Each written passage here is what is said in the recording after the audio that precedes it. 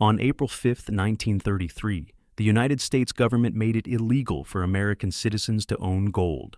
Within 10 months, officials had confiscated over 300 tons of private gold, then immediately revalued our dollar, transferring billions in wealth from citizens to the Federal Reserve System. This wasn't theft, it was monetary policy. And here's what should grab your attention. The same mechanism that restructured our monetary system in 1933 is being rebuilt right now, with digital architecture that makes the original look primitive. Let me take you back to where this pattern started, because understanding what happened then reveals exactly what's being constructed today. Picture this: March 9th, 1933, Washington, D.C. President Franklin Roosevelt has been in office for exactly 5 days. Every bank in our nation sits locked under emergency decree. At the Federal Reserve Board building on Constitution Avenue, officials from the New York Federal Reserve Bank and the Treasury Department gather around polished tables covered in ledgers showing bank reserves. They're designing the mechanism for the largest monetary reset in American history. The problem they're solving? Gold.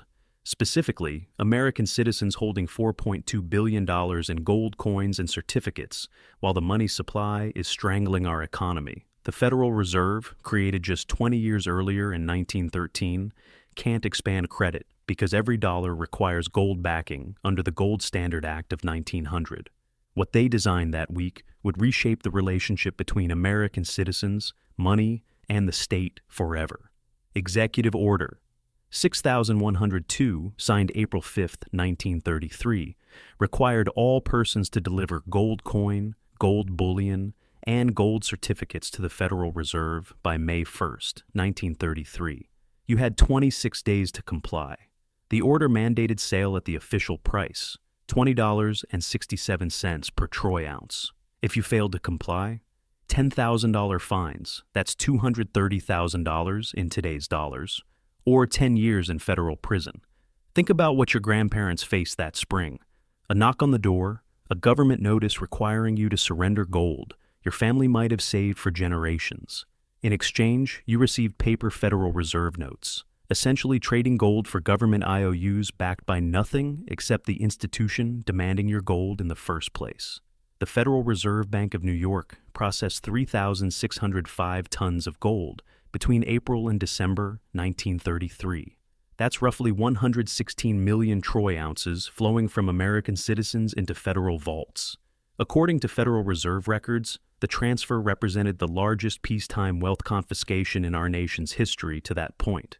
But here's where the mathematics get interesting, because what happened next reveals the actual mechanism. The Gold Reserve Act of 1934, passed January 30th, completed the reset. It transferred all monetary gold from the 12 Federal Reserve banks to the U.S. Treasury.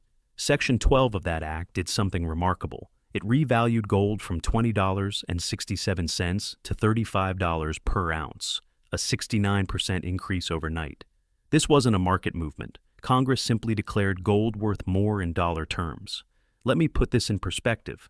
A citizen who surrendered 100 ounces of gold in May 1933 received $2,067 in Federal Reserve notes. By February 1934, that same gold officially backed $3,500 in currency. The difference? $1,433 captured by the Federal Reserve System and Treasury Department. Now multiply that across 300 tons of confiscated gold. The government seized approximately $3 billion in purchasing power. That's $69 billion in 2025 terms, without creating a single dollar of new economic value. The Federal Reserve's gold certificates, suddenly worth $35 per ounce instead of $20.67, created $2.8 billion in new paper value on the Fed's balance sheet. The Exchange Stabilization Fund, created by this same act, received $2 billion of this windfall. That fund still exists today, giving Treasury officials permanent intervention powers in foreign exchange markets under 31 U.S.C. Prayer 5302. Have you noticed the pattern yet? Because what I'm about to show you is the template that gets repeated every time our monetary system needs restructuring. The Federal Reserve Bank of New York, holding our largest gold reserves, saw its balance sheet expand by $1.2 billion without lending a dollar, without financing a factory, without contributing to a single job. The institution that demanded citizens surrender gold at $20.67 per ounce watched that same gold revalue to $35 per ounce on its books 10 months later. Your great-grandparents lost 41% of their purchasing power overnight. The Federal Reserve gained $2.8 billion in new lending capacity. The wealth didn't disappear. It just changed hands from citizens to institutions through legal decree. And here's what most people miss about 1933. This wasn't our government's first monetary reset. Congress had revalued silver against gold multiple times between 1792 and 1900. But the 1933 to 1934 sequence established the modern pattern, the one that matters for what's coming. The mechanism required no hyperinflation, no economic collapse, no foreign invasion. It required only legal authority and a crisis atmosphere. The Emergency Banking Act, passed March 9, 1933, gave the president these powers in just 8 hours of congressional debate. Think about that timeline. 8 hours of debate to authorize the restructuring of our entire monetary system. The whole reset, from bank closure to gold revaluation, took 10 months. What does this reveal about how our monetary system actually works? Central banking authorities demonstrated they could freeze the old system through emergency powers, confiscate existing money forms through executive order, revalue monetary units through legislative action, recapitalize central bank balance sheets through accounting entries, and transfer purchasing power from citizens to institutions through the mathematical spread between confiscation price and revaluation price. The legal foundation for this mechanism came from the Trading with the Enemy Act of 1917, originally passed to control financial transactions with hostile nations during World War I. Roosevelt's administration repurposed a wartime statute to restructure peacetime monetary arrangements. That same statute, amended but still active, remains in the United States Code today at 50 U.S.C., Section 4305. Pop quiz: what happens when the institutions that control money issuance need to restructure the system again? What happens when our current monetary architecture, built on debt and derivatives, requires the same kind of reset that gold required in 1933? The template exists. The legal authority remains on the books. The pattern has been established. Your great-grandparents holding gold in 1933 thought their wealth was secure. Gold had been money for thousands of years. Then in 10 months, executive orders and legislative acts restructured the entire foundation of what money meant in our country. The wealth didn't vanish. The purchasing power didn't evaporate. It transferred from citizens to the Federal Reserve System through legal mechanisms that sound boring but prove devastatingly effective. And if you think this was a one-time event unique to the Great Depression, I need to show you what happened next. Because the 1933 to 1934 reset wasn't the end of this pattern, it was the beginning. The mechanism I just showed you wasn't unique to 1933. What if I told you that same template has been used repeatedly, each time transferring wealth from citizens holding old monetary assets to institutions controlling new ones? Let me walk you through the architecture that keeps appearing across different eras. Every monetary reset follows a consistent pattern with 5 technical components. Once you see this structure, you'll recognize it operating in our financial system right now. Component 1, legal foundation. Every reset begins with legal authority already sitting in our codebooks, waiting to be activated during crisis. The Trading with the Enemy Act of 1917, originally passed to control financial transactions with hostile nations, provided Roosevelt the statutory basis for Executive Order 6102. The Federal Reserve Act of 1913, Section 14, granted the Fed authority to purchase government securities. This became the foundation for quantitative easing 95 years later. The Gold Reserve Act of 1934 created the Exchange Stabilization Fund under what's now 31 U.S.C. Section 5302, giving the Treasury Secretary permanent authority to deal in gold, foreign exchange, and other instruments of credit without requiring congressional approval for each transaction. These laws remain active in 2025. They're not historical curiosities. They're loaded weapons sitting in legal arsenals. Component 2, asset redenomination. This is where the mathematics get interesting because the core mechanism involves changing the relationship between existing assets and monetary units. When gold revalued from $20.67 to $35 per ounce in 1934, the physical gold didn't change. The measuring stick did. Let me show you how this evolved into global architecture. July 22, 1944, at the Mount Washington Hotel in Bretton Woods, New Hampshire. Representatives from 44 nations are establishing the International Monetary Fund and World Bank. The U.S. delegation, led by Treasury official Harry Dexter White, negotiates from overwhelming strength. We hold 574 million troy ounces of gold, approximately $20 billion at $35 per ounce, representing 59% of global official gold reserves according to Federal Reserve data. The Bretton Woods Agreement fixed gold at $35 per ounce while establishing other currencies pegged to our dollar. British pound at $4.03, French franc at 1119 thousandths of a dollar. It created a pyramid with the dollar at the center and every other currency dependent on our Federal Reserve's balance sheet. The IMF's Articles of Agreement, Article 4, Section 1, codified this structure.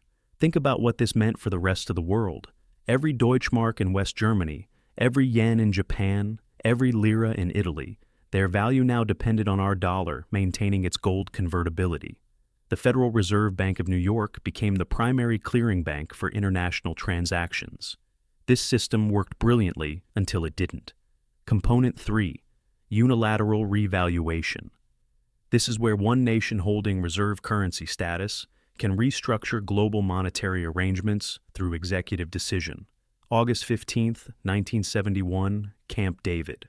President Nixon, Federal Reserve Chairman Arthur Burns, and Treasury Secretary John Connally make a decision that Sunday afternoon that would define modern monetary mechanics for the next 50 years.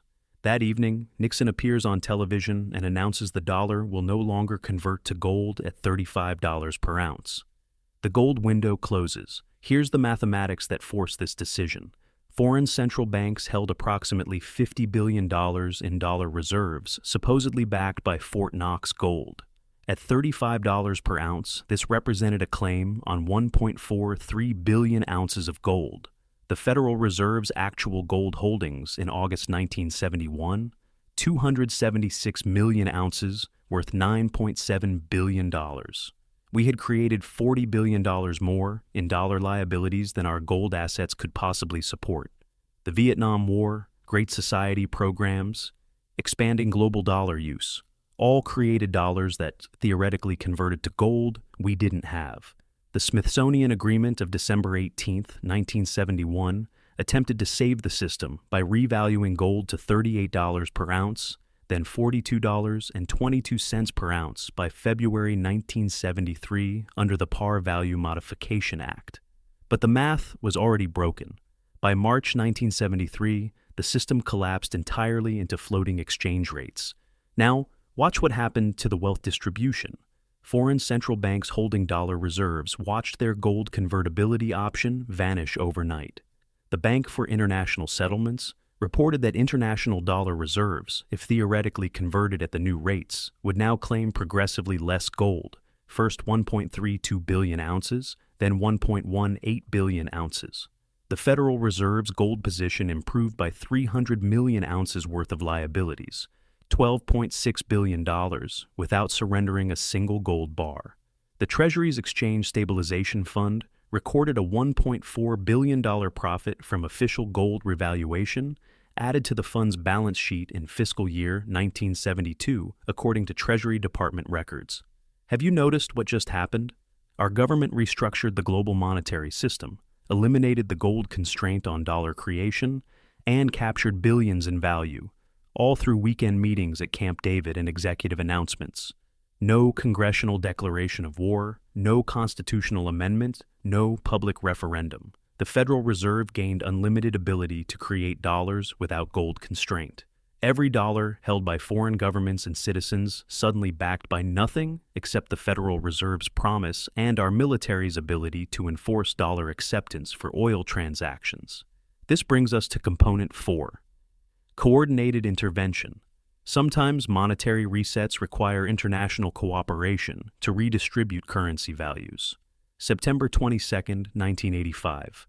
The Plaza Hotel in New York. Finance ministers from the G5 nations, United States, Japan, West Germany, France, United Kingdom, sign an agreement to depreciate the US dollar against the yen and Deutsche Mark. This wasn't market forces. This was coordinated central bank intervention. The mechanism? Between September 1985 and May 1986, the Bank of Japan purchased $37 billion in dollar-yen interventions. The Bundesbank spent $17 billion on dollar mark operations. The dollar fell 46% against the yen, from 242 yen to 128 yen per dollar, and 35% against the mark, from 2.94 Deutsche Marks to 1.91 Deutsche Marks within 2 years. Let me show you who profited and who paid. U.S. exporters gained price competitiveness. Our products suddenly 30 to 40% cheaper in foreign markets. The Federal Reserve reduced the real value of dollar-denominated U.S. debt held by foreign creditors.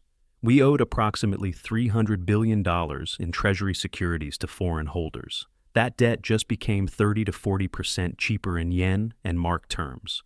Japanese and German citizens holding dollar assets lost purchasing power overnight. The Bank of Japan's $37 billion intervention, when the dollar depreciated from 242 yen to 128 yen, represented an unrealized loss of approximately $17 billion on the bank's foreign exchange reserves, according to Bank of Japan balance sheet data. You're seeing the pattern now, right? Each reset uses legal authority to restructure the monetary reference point and transfer purchasing power from holders of existing assets to institutions controlling new issuance. Component 5. Balance sheet expansion as policy tool. This is the modern evolution, and it's what connects historical resets to what's being built right now. March 11, 2020, the Federal Reserve's balance sheet stood at $4.24 trillion. By April 2022, just 25 months later, $8.96 trillion. That's a $4.72 trillion increase, larger than the entire German economy. The Federal Open Market Committee's March 15, 2020 statement authorized purchases of at least $500 billion in Treasury securities and at least $200 billion in mortgage-backed securities. But that evolved within weeks to $120 billion monthly purchases with no specified end date. The Primary Market Corporate Credit Facility and Secondary Market Corporate Credit Facility, established March 23, 2020, allowed the Federal Reserve Bank of New York to purchase $13.7 billion in corporate bonds and ETFs by December 2020. The Municipal Liquidity Facility added $6.6 billion in loans to state and local governments. Think about what this means in practical terms. The balance sheet expansion created $4.72 trillion in new Federal Reserve liabilities, bank reserves, backed by Treasury securities and mortgage bonds. Commercial banks holding these reserves gained massive lending capacity. The Treasury Department, financing $6.6 trillion in COVID relief spending between March 2020 and December 2021, found a willing buyer for its debt at near zero interest rates. And who paid for this expansion? Savers holding dollars in March 2020 watched CPI inflation reach 9.1% by June 2022, the fastest purchasing power decline since 1981, according to Bureau of Labor Statistics data. Your savings account, your fixed pension, your salary that didn't adjust for 2 years, all lost 15 to 20% of purchasing power, while the Federal Reserve's balance sheet doubled. Same template as 1933, just different mechanics. In 1933, the government confiscated gold and revalued it. In 2020 to 2022, the Federal Reserve purchased assets and devalued the dollar through inflation. The beneficiaries changed from the Fed's gold holdings to commercial banks' reserve positions, but the mathematics of wealth transfer remained identical. Each reset in our history follows this architecture.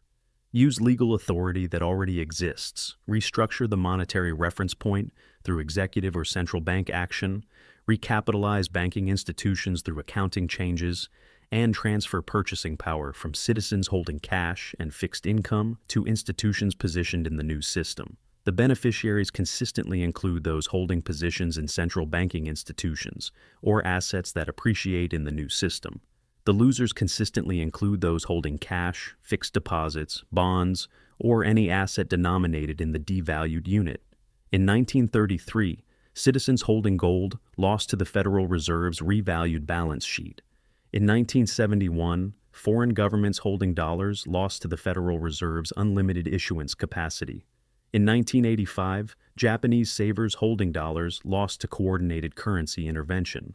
In 2020 to 2022, American savers holding cash lost to quantitative easing and inflation. Different mechanisms, different justifications, different crisis atmospheres, but identical mathematical outcomes. Purchasing power flows from distributed holders of old monetary assets to concentrated controllers of new monetary issuance.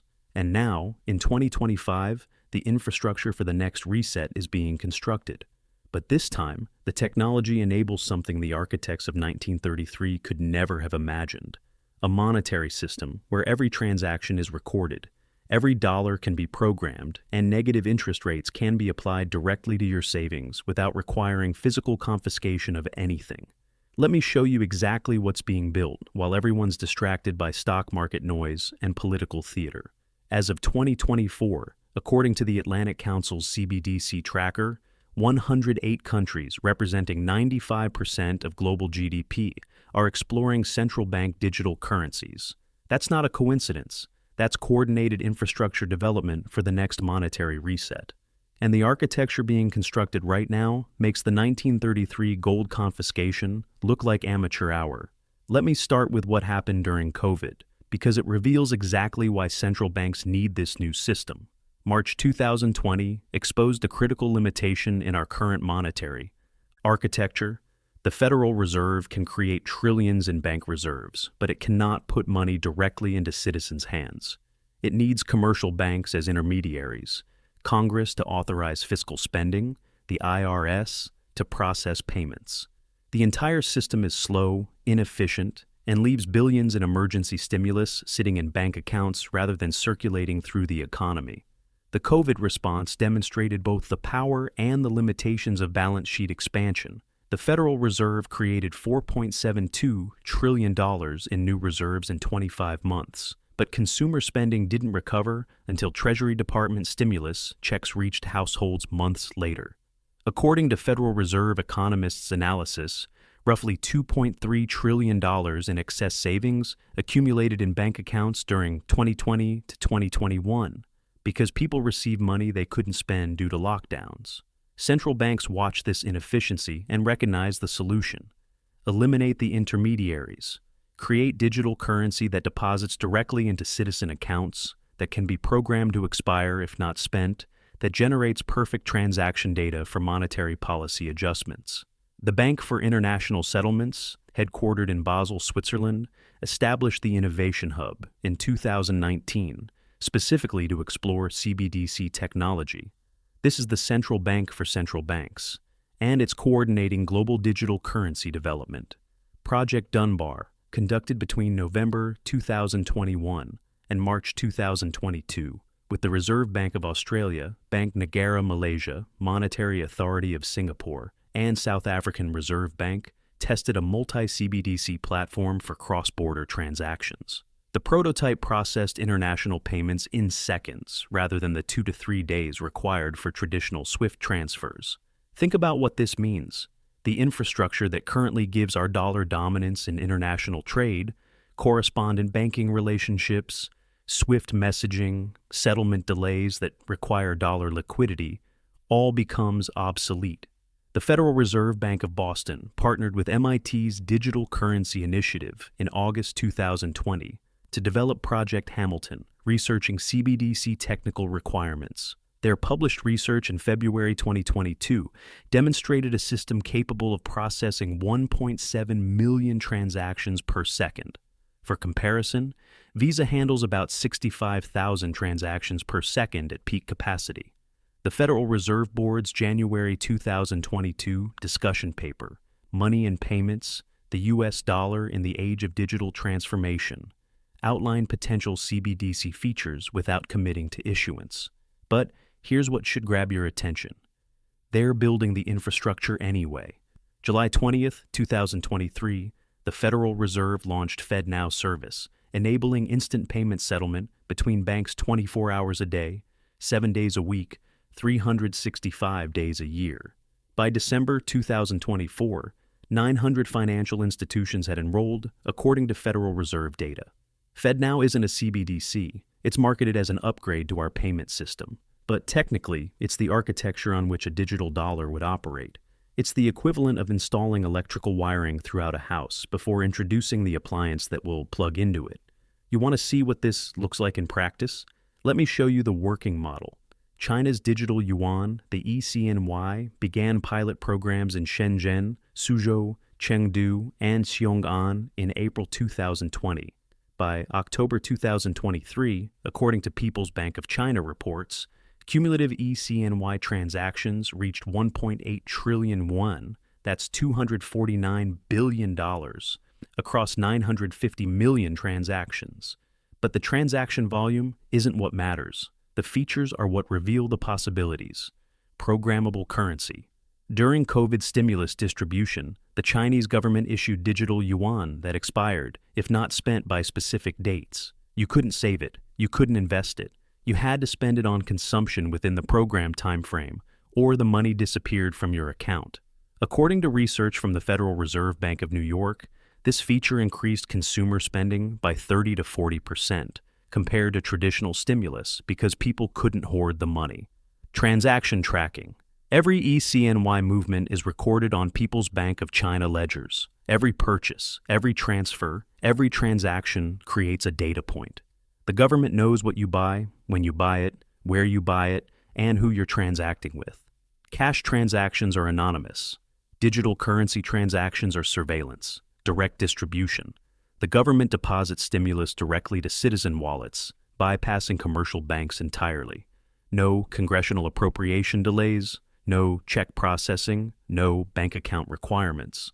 The central bank becomes the direct relationship with every citizen. In June 2024, China launched the M-Bridge platform, connecting digital yuan with Hong Kong Monetary Authority, Bank of Thailand, and Central Bank of UAE digital currencies. The system processed $22 billion in cross-border transactions during 6 months of testing, according to Bank for International Settlements data.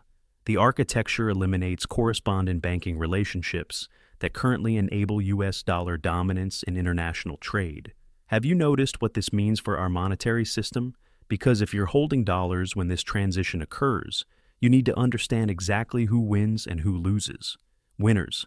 Central banks gain direct relationships with citizens, perfect transaction data for monetary policy, and the ability to implement negative interest rates on retail holdings. The Federal Reserve would gain tools impossible with physical cash. Imagine your savings account balance decreasing by 2% annually, not through inflation, but through direct deduction. The European Central Bank's deposit facility rate reached negative 0.5% between September 2019 and July 2022, effectively taxing bank reserves.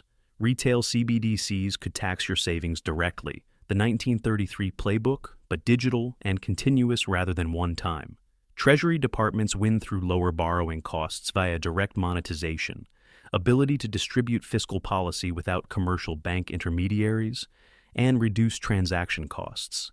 No printing, no armored transport, no vault storage, just database entries. Large commercial banks win as early CBDC integration partners. JP Morgan Chase, Bank of America, and Citigroup are already participating in Federal Reserve pilots, positioning for technical infrastructure contracts. They'll maintain payment processing oligopoly under new digital architecture. The financial surveillance apparatus wins comprehensive visibility. FinCEN, that's the Financial Crimes Enforcement Network, currently requires banks to report transactions over $10,000 under the Bank Secrecy Act of 1970. With CBDCs, that threshold becomes obsolete. Every transaction creates a record automatically, whether it's $10,000 or $10. Now, let me show you who loses, because this is where the 1933 template repeats with digital precision. Cash holders lose the ability to avoid negative interest rates. With physical currency, you can withdraw cash and store it. With digital currency, your savings are trapped in the system. The central bank can program your money to decrease in value daily, weekly, or monthly. You cannot escape the devaluation through physical withdrawal. Privacy holders lose transaction anonymity completely. Every purchase creates a central bank record: payee, payer, amount, timestamp, location data. According to research from the Cato Institute, CBDC systems could generate 300 terabytes of transaction data daily for a system the size of the U.S. economy. That's equivalent to the entire Library of Congress uploaded every 2 days. Alternative currency users face CBDC competition backed by legal tender laws. The Federal Reserve Bank of New York's Project Cedar, demonstrated in November 2023, achieved atomic settlement, simultaneous foreign exchange, and securities transactions, potentially eliminating the use cases that made decentralized cryptocurrencies attractive. When the government's digital currency settles instantly and carries legal tender status, why would businesses accept Bitcoin? Developing nations face a bifurcated future. The mBridge platform and similar systems threaten dollar dominance, but the Federal Reserve's balance sheet, $7.4 trillion as of November 2024, according to Federal Reserve data, and Treasury market depth of $27 trillion in outstanding securities maintain structural advantages. A digital dollar launched with instant settlement would extend these advantages globally. But here's the mechanism that matters most, the one that connects directly to 1933. Programmability enables wealth transfer without physical confiscation. In 1933, the government needed executive orders, federal agents, and criminal penalties to confiscate gold. In a CBDC system, the wealth transfer occurs through code. Your digital dollars could be programmed to decrease in value against a new unit of account. Let's call it a digital dollar unit, or DDU, at whatever rate authorities determine necessary for monetary stability. The Federal Reserve announces a restructuring. Old digital dollars convert to new DDUS at a rate that captures 30% of value for system recapitalization. No executive order required, just a software update. The mathematics would work identically to 1934. Citizens holding 100,000 digital dollars wake up to find their accounts now show 70,000 DDUS. The Federal Reserve's liabilities decrease by 30% overnight. The captured value flows to system recapitalization, just like the gold revaluation spread in 1934, according to a Federal Reserve Bank of Boston. Technical paper from 2022, CBDC systems can implement monetary policy changes within seconds across all user accounts simultaneously through distributed ledger updates. Translation: they can restructure your purchasing power faster than you can react.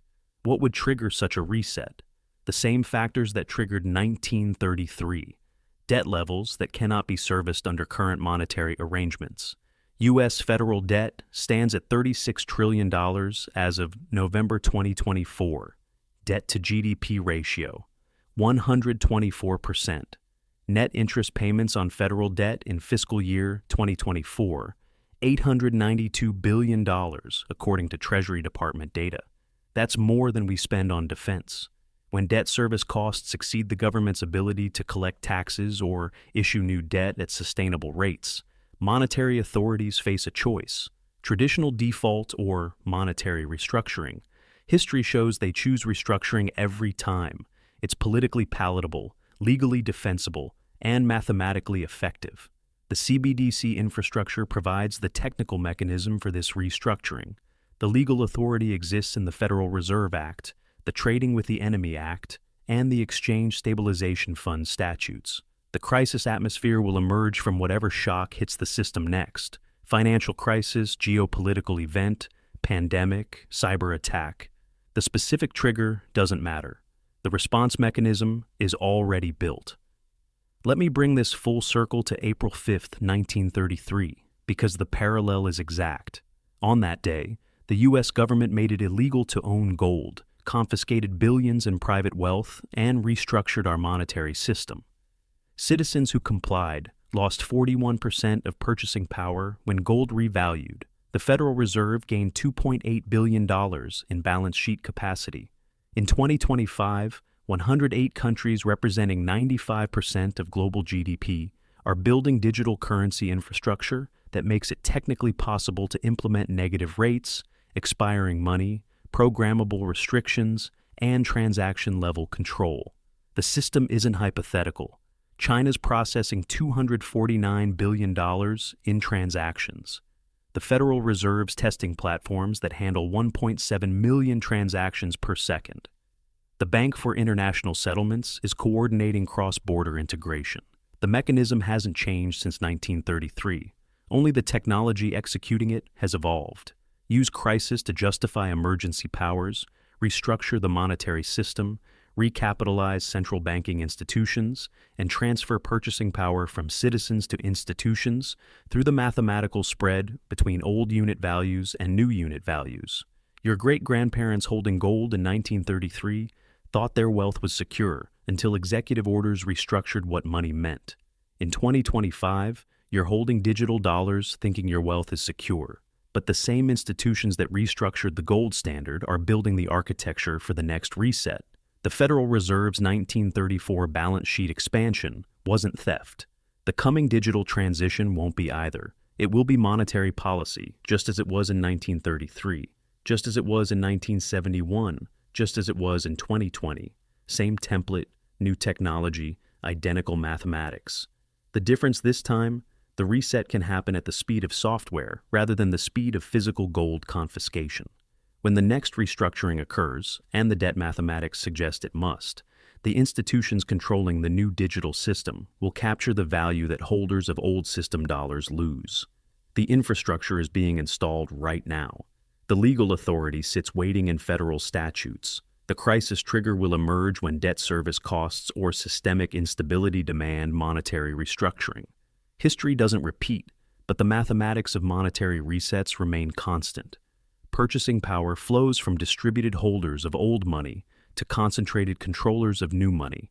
In 1933, that meant citizens to the Federal Reserve. In 2028, that could mean digital dollar holders to digital dollar unit controllers. The architecture reveals the endgame. Whether you position yourself to survive or thrive depends on recognizing the pattern before the next reset executes. Your great-grandparents didn't see the 1933 confiscation coming. You're watching the 2028 infrastructure being built in real time. The question isn't whether monetary restructuring will occur. The debt mathematics make it inevitable. The question is whether you'll recognize the pattern before your purchasing power transfers to the institutions controlling the new system, just like it did in 1933, just like it did in 1971, just like it always does when the template repeats.